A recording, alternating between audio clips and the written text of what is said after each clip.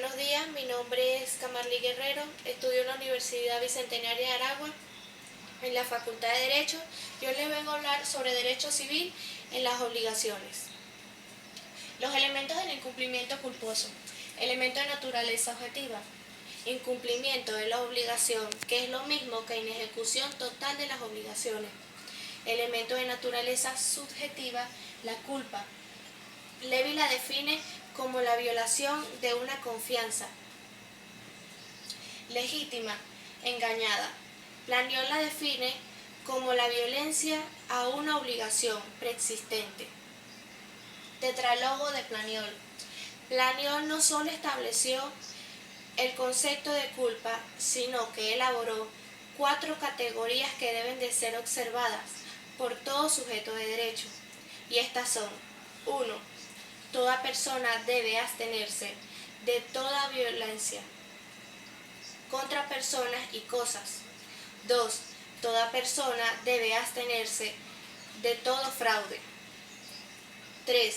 Toda persona debe abstenerse de toda actividad para la cual no tenga habilidad, pericia o competencia necesaria. 4. Toda persona debe ejercer la debida vigilancia sobre personas o cosas que estén bajo su guarda, responsabilidad especial. Las 3 primeras comprenden obligaciones negativas de no hacer, y la guarda está comprendida en una obligación positiva o de hacer. Clases de culpa. Según consiste en una actividad negativa, no hacer, o positiva, hacer, desarrollada por el deudor. Ejemplo, la negligencia y la imprudencia. Negligencia es la culpa considerada por una abstención del deudor de no hacer, es decir, una conducta negativa. Ejemplo, que una persona vea a un niño en peligro y no lo advierta, o si lo hace, ya sea demasiado tarde. Imprudencia es la realización de una actividad o conducta que no debió realizarse. Ejemplo, el exceso de velocidad. 2. Según su contenido, comprende los actos intencionales, dolo del deudor o solo actos culposos, negligencia o imprudencia. Existen 2 acepciones de término: culpa, a lato sensu, dolo, strictus sensu, culpa, comprende actos no dolos o intencionales. 3. Según su graduación o gravedad de la culpa. Culpa grave es aquella que consiste en no aportar en los negocios propios, el cuidado de las personas menos cuidosas. No dejan de aportar a su negocio, es decir, que es una culpa inexcusable. Culpa leve es aquella que consiste en no aportar a los negocios de otros, el cuidado de los otros que comúnmente aportarían a sus negocios. Es decir, que la culpa leve es aquella en la que no incurriría una persona normalmente cuidadosa. Culpa levísima. Esta consiste en no aportar el cuidado de la persona más astuta aportaría a su negocio, es decir, una persona muy inteligente o sagaz. Carácter culposo del incumplimiento. 1. La culpa del deudor es la que comprende tanto en los actos intencionales, dolo, y los actos propiamente culposos, imprudencia o negligencia, sentido antes. 2. El sistema de apreciación de la culpa del deudor. Esta va a depender de la culpa desarrollada por el deudor cuando incumpla en su obligación. 3. El deudor responde en su incumplimiento en el grado de la culpa, grave, leve, levísima, pero en materia de obligación contractual, el dolor no incurre en culpa levísima, a diferencia de las obligaciones extracontractuales, en que el deudor responde por todo tipo de culpa, incluyendo la levísima. 4. En materia de incumplimiento culposo, la culpa y la carga corresponde a la prueba del incumplimiento. Caso fortuito y fuerza mayor. Fuerza mayor. La fuerza mayor o causa mayor, también conocido como mano de Dios, en latín, vis maior, es un hecho que no se puede evitar y tampoco se puede prever. Tiene gran importancia en derecho a la hora de establecer la responsabilidad en los daños. Por ejemplo, cuando una empresa no ofrece un servicio por causa de fuerza mayor, puede evitar el pago en los daños, ya que no está en su mano poder evitarla. La existencia de una fuerza mayor normalmente lidera o ambas partes de un contrato de sus obligaciones contractuales. Quedan excluidas las causas que no se pueden evitar, pero sí prever, que se denominan casos fortuitos, y las negligencias, que son casos que sí se pueden evitar. Ejemplo, si una persona tiene contratado un viaje al Caribe en una agencia de viaje y se sabe que un huracán va a cruzar por esa zona, no se puede evitar que el huracán desbaste esta zona, pero sí se puede anular el viaje y devolverle el dinero. Caso fortuito. Es un evento que, a pesar de que se puede prever, no se puede evitar. Doctrinariamente, el derecho, el caso fortuito, es el escalón posterior a la fuerza mayor, que es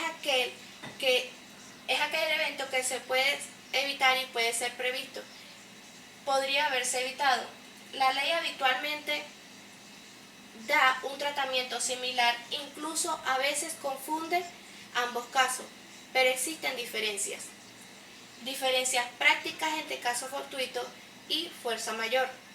Si bien ambos conceptos son difusos y en muchos casos la legislación lo confunde, la doctrina jurídica coincide en señalar que, si bien en ocasiones se puede obligar a un deudor a cumplir una obligación que incumplió en caso fortuito, no se puede exigir nunca una obligación que se incumplió por fuerza mayor. Comúnmente se llama caso fortuito a lo que se acontece inesperadamente, o sea, a lo imprevisible. La fuerza mayor alude a lo irresistible, es decir, lo inevitable. Desde el punto de vista de los efectos jurídicos, en la medida que ambos conceptos estén asimilados legalmente, no existiría distinción entre ambos. Sin embargo, la ley normalmente exime ambos casos, pero permite que se pacte en los contratos en la responsabilidad de los casos fortuitos, hecho o acto del Estado, hecho del príncipe, cuando la ecuación económica financiera del contrato administrativo se altera por un acto imputable al Estado, va a lugar al denominado hecho del príncipe. Esta denominación se acuñó en los albores de la formación del derecho público en la Europa de Asluiticio, y ha sido mantenida y repetida mecánicamente hasta nuestros días. Nuestro país, de indudable tradición republicana, nos impone ser consecuentes, y por ello se propone denominar a este teoría en forma acorde con lo que en realidad ocurre en el hecho de Estado. El acto levísimo emanado de cualquier órgano o repartición estatal, sea o no de la autoridad pública que celebró el contrato, habilita al contratista para requerir una obligación integral, invocando para ello la teoría del hecho o acto del Estado. Para configurar la decisión debe provenir de cualquier autoridad pública y afectar el desarrollo del contrato. El acto levísimo o los hechos del contratista provengan de una autoridad pública, de una esfera de competencia distinta a lo que se celebró del contrato. Ejemplo, un contrato celebrado por una provincia que se vea alterada por resolución emitida por la autoridad nacional, estaremos en presencia de una imprevisión por ser el acto levísimo ajeno o extraño a la autoridad estatal que celebró el contrato, circunstancias que tornan aplicables la teoría de previsión. Esta teoría se aplica a toda clase de contrato administrativo, pero solamente en los casos de alteración contractual por acto de alcance general, ya que los de alcance particular dan lugar a la responsabilidad contractual del Estado.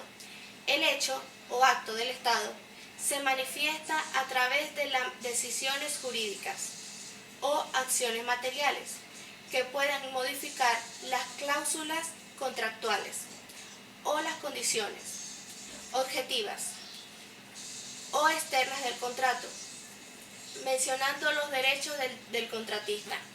Por otro lado, hay que diferenciar entre responsabilidad por hechos o actos del Estado y responsabilidad contractual del Estado. La primera supone una norma general emanada por la autoridad pública. La segunda supone una disposición por resolución específica relacionada con el contrato administrativo. Por ello, es que la responsabilidad por hecho del príncipe es indirecta o refleja, es un caso de responsabilidad extracontractual del Estado, a la que el contratista no puede renunciar anticipadamente. La aplicación de estos principios obliga a la administración pública a realizar íntegramente al contratista los perjuicios del acto estatal le haya causado al alterar el contrato. Tercero, la posición de tercero no es siempre la misma, aun cuando cumple una obligación ajena. Hay terceros que de algún modo están implicados en la obligación y aunque no sean propiamente deudoras, deben responder en un momento determinado. Los casos menos frecuentes son los pagos relacionados por los terceros, totalmente extraños a la relación obligatoria. Cuando el tercero no tiene absolutamente ninguna vinculación con el deudor, estamos en presencia de un tercero extraño. Es irrelevante desde el punto de vista jurídico su interés en el incumplimiento de la obligación. Para que su pago tenga efecto solutorio, se exige que tenga el propósito de cumplir la deuda ajena. Esta ajenidad absoluta es la que le impide subrogarse en la relación obligatoria, a no ser que fuera aprobada, expresa o tácitamente por el deudor el pago realizado al acreedor, o hubiera un interés suyo en el incumplimiento de la obligación. El tercero totalmente extraño solo puede hacer uso de la obligación del reembolso para reclamar lo que previamente ha satisfecho al acreedor. El tercero y el acreedor.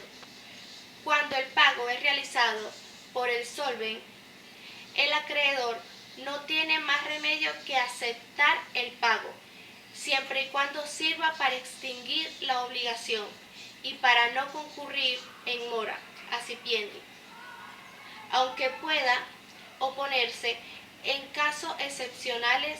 En los casos en que el acreedor se niegue, el tercero puede consignar al bien. Un instrumento negocial idóneo, aunque distinto, al pago al tercero es la cesión del crédito en virtud de la cual la transferencia que se produce con la accesión extingue inmediatamente la obligación pagada. Esta cesión pro soluto tiene por finalidad pagar una deuda ajena, donde el cesionario que ha pagado la deuda ajena se coloca en la posición jurídica del acreedor, cedente ocupando su lugar para así ejercitar todos los derechos al crédito seguido. La cesión puede ser también prosolvente, figura analizada por Pantaleón en 1988. En este caso, no se produce la extinción de la obligación, cuando tiene lugar la excepción, quedando propuesta la extinción para el momento en el que el momento del acreedor, el seccionario, haya valer los deudos, su acto seguido. Esta exposición de la adquisición, diferente a la accesión, impide que ésta pueda tener una al pago por tercero, cuyo efecto liberatorio tiene lugar por el mismo instante que se cumple la obligación ajena. El tercero y el deudor. Los distintos efectos que se atribuyen al pago por tercero vienen determinados por la actitud que pueda optar el deudor. Ante este pago, el deudor puede aprobar o conocer el pago. También puede ignorarlos según sea la actitud del deudor. El tercero tiene diferentes acciones a su alcance para hacer valer su crédito, después de haber pagado la deuda ajena. El pago por tercero, cuando se aprueba por el deudor, expresa o tácitamente, se da también cuando el deudor tiene conocimiento del pago. Al conceptuarse que el pago por hecho conocimiento del deudor faculta a que lo realizó para compeler al acreedor a subrogarse a sus derechos. Efectos del pago por tercero. El principal efecto del pago por tercero es la extinción de la obligación ajena, produciéndose al mismo tiempo otros efectos que tienen origen a este pago.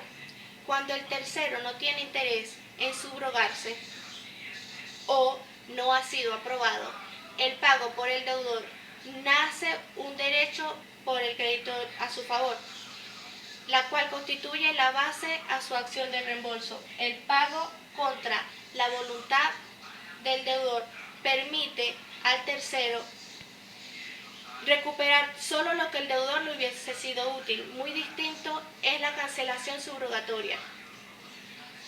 Requiere que se den, además, los presupuestos del pago con subrogación, ya que en virtud de esta acción el tercero pretende entrar en la obligación obligatoria para optar el lugar del pago del acreedor.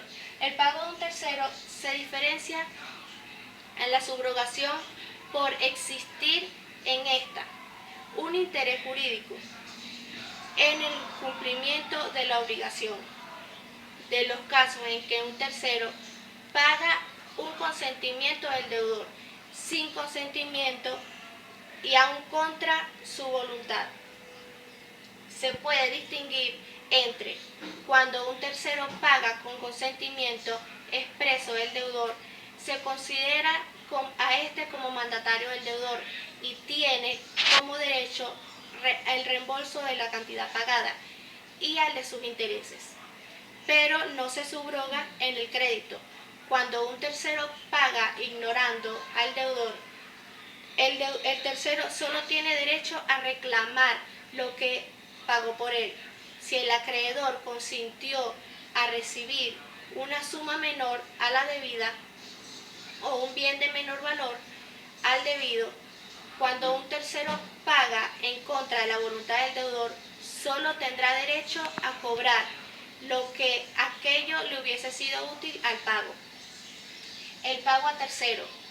Cuando nos referimos a la figura del pago a tercero, estamos hablando de las personas legitimadas para recibir el pago con capacidad suficiente, que no es más que el destinatario del pago, el cual puede ser el acreedor original o haber venido a colocarse en la posición anteriormente ocupada por este, ya sea por transmisión mortis, causas o bien la relación intervivo, sea cesión de crédito o subrogación. Se hace un tanto compleja la figura del acreedor, ya que ésta puede sufrir una serie de vicisitudes, como por ejemplo la incapacidad del acreedor, ser sustituida por un tercero legitimado o no para recibir el pago. La pérdida de la cosa debida. La pérdida de la cosa debida supone una causa de distinción de las obligaciones, de dar una cosa específica para su eficacia. Requiere que éste no sea imputable al deudor, sino que se trate de un incumplimiento voluntario y que antes de la misma el deudor no hubiese constituido en mora. Código Civil, artículo 1344. Cuando una cosa determinada que constituida el objeto de la obligación parece o queda fuera del comercio o se pierde de modo que se ignore su existencia, la obligación se extingue si la cosa ha aparecido o se ha puesto fuera del comercio o se ha perdido, sin culpa del deudor y antes que haya incurrido en mora. Aun cuando el deudor haya incurrido en mora, si no ha tomado a su cargo el peligro de los casos fortuitos, se extingue la obligación. Si la cosa hubiera aparecido igualmente en poder del acreedor, el caso en que se lo hubiese entregado, el deudor está obligado a probar el caso fortuito, que alega que de cualquier manera que haya aparecido o que haya aparecido una cosa inmediatamente sustraída. Su pérdida no dispensa a aquel que le ha sustraído de restituir su valor. Código Civil, artículo 1345. Cuando la cosa ha aparecido, se ha puesto fuera del comercio o se ha perdido sin culpa del deudor, los derechos y las acciones que se han pertenecido respecto de esta cosa pasan a su acreedor. Esa fue toda mi exposición, espero que le haya gustado.